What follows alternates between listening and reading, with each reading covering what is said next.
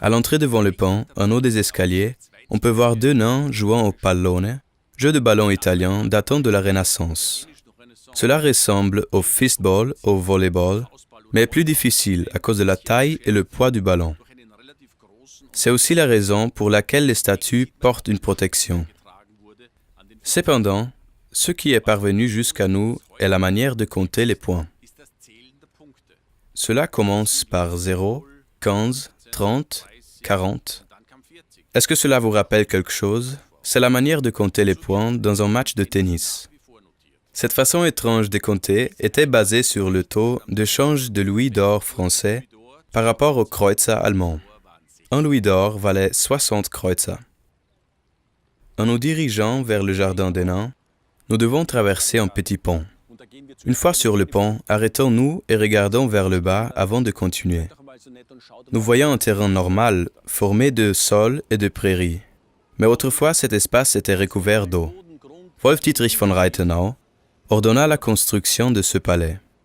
Son successeur, Marcus Sitticus, n'apprécia pas son héritage, mais son propre successeur, le comte Paris-Laudron, inclut le palais Mirabel dans le système de fortification de la ville et s'assura qu'on ne pouvait pas s'en emparer facilement. Il y avait des douves contenant suffisant d'eau pour permettre aux bateaux d'arriver directement de la rivière Salzach devant le palais Mirabel, où ils se pouvaient accoster. Continuons notre jardin vers le jardin des nains, qui ne fut pas toujours le jardin des nains. Comme cela a été mentionné précédemment, ces statues furent tout d'abord exposées à un niveau plus bas. Mais le Bavarois qui vint à Salzbourg n'aimait pas ces statues. Quand le prince régent de Bavière régnait sur Salzbourg, il les détestait à tel point qu'il donna l'ordre de les vendre. Il fallait que le nain disparaisse. Bien plus tard, le conseil municipal se mit à la recherche de ces statues dans les environs, mais ne put retrouver qu'une partie d'entre elles qui furent rapportées ici. Jusqu'à la Deuxième Guerre mondiale, il avait au milieu de ce jardin une petite maison, la maison de la flûte enchantée. Cette petite maison fut ainsi nommée parce qu'à l'origine, elle se trouvait dans le faubourg de Vienne, et selon la légende, c'est ici que Mozart termina son célèbre opéra, La flûte enchantée. Il semble que Mozart n'a pas été un bourreau de travail et qu'il préférait faire la fête à Vienne. On l'enferma donc dans cette petite maison et on lui dit qu'il ne serait pas libéré qu'une fois son travail terminé. Ainsi va la légende. Aujourd'hui, la maison de la flûte enchantée se trouve à Salzbourg, derrière le Mozarteum. Et maintenant, regardons chaque nain séparément. Le nain avec le pince-nez rappelle un comédien dans le rôle de Hans Wurst, qui déformait le langage dans des pièces représentées à la cour du prince. Il y a aussi une série représentant les mois de l'année.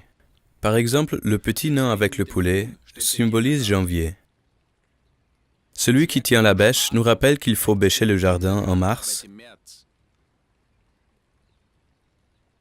tandis que celui qui tient la pelle nous renvoie au jardinage en juin.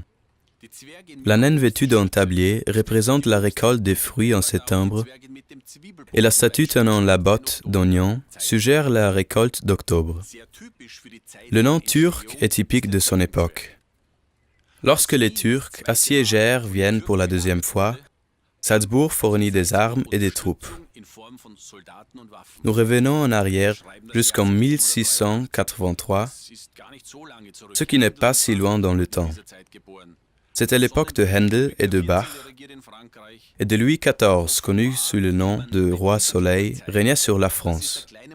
Il est évident que cette statue montre que le petit homme n'est pas capable de fendre le tronc d'arbre sur lequel il s'acharne, ou si vous préférez, c'est une allusion au siège qui échoua. Le nain devint un symbole de ridicule en ce qui concernait les Ottomans. Ici, à Schwarzstraße, nous arrivons à l'extrémité du jardin des nains. Il y a quelque chose d'intéressant sous cette grille. En regardant vers le bas, on peut voir les armoires de l'archevêque comte Paris-Laudron. C'est à lui que Salzbourg doit ses fameuses fortifications. Dans le passé, la rivière Salzach coulait à 8,5 mètres plus bas, ce qui veut dire que la Schwarzstraße, que l'on peut voir en arrière-plan, n'existait pas à ce temps-là. Tout était entouré d'eau et l'archevêque pouvait aisément se rendre au palais Mirabel en bateau.